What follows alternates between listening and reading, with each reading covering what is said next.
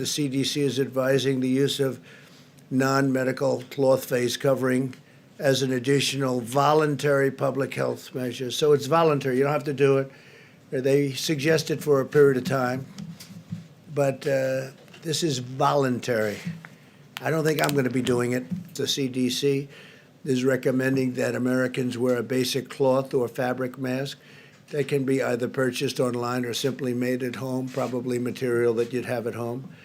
These face coverings can be easily washed or reused. I want to emphasize that the CDC is not recommending the use of medical grade or surgical grade masks, and we want that to be used for our great medical people that are working so hard. And medical protective gear must be reserved for the frontline healthcare workers who are performing those vital services. The new mask guidelines also do not replace CDC's guidance on social distancing, including staying in your home when possible, standing at least 6 feet apart for a period of time.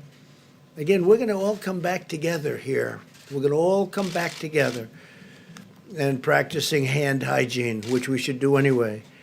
I'm also signing a directive invoking the Defense Production Act to prohibit export of scarce health and medical supplies by unscrupulous actors and profiteers. The Secretary of Homeland Security will work with FEMA to prevent the export of N95 respirators, surgical masks, gloves, and other personal protective equipment.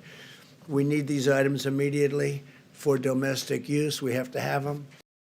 You've got to respond to that. President Trump, you have begun to increasingly question the effectiveness of masks as a disease preventer. And in fact, recently you have cited the issue of waiters touching their masks and touching plates.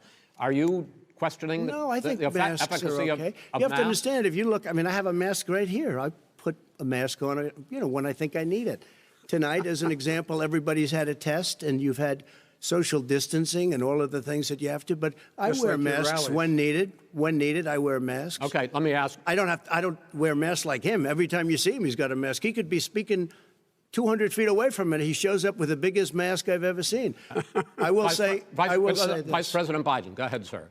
Look, the way to open businesses is give them the wherewithal to be able to open. We provided money. The Congress. But I was asking you, sir, about masks. Well, masks make a big difference. His own head of the CDC said if we just wore masks between now, everybody wore masks and social distance between now and January, we'd probably save up to 100,000 lives. It matters. And they've also said the opposite. They've also said the opposite. No serious person said the opposite. All of you know the President and the First Lady tested positive for COVID-19. They remain in good spirits. The President does have mild symptoms, and as we look to try to make sure that not only his health and safety and welfare is good, we continue to look at that for all of the American people. He continues to be not only in good spirits but very energetic.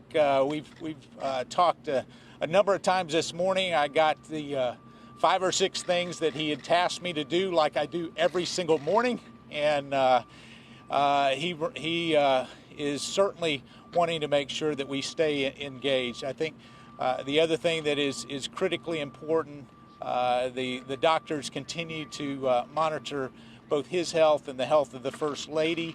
We'll continue to do that. They'll be glad to provide some updates later today as we look at this. But I think the great thing about this president is not only is he staying committed to working very hard on behalf of the American people. Donald Trump has tested positive for coronavirus along with his wife, the First Lady Melania Trump. The president tweeted they will begin their quarantine and get through this together. Hope Hicks, an aide to the president, tested positive for coronavirus on Wednesday, prompting the Trump family to also get tested. Hicks had travelled on Air Force One with Trump on the way to the first presidential debate. Donald Trump, who turns 75 next year, is in the high-risk category for those affected by the disease due to his age. However, his physician has released a statement confirming both the president and his wife are well at this stage and will isolate themselves in the White House. The quarantine may impact the president's re-election campaign,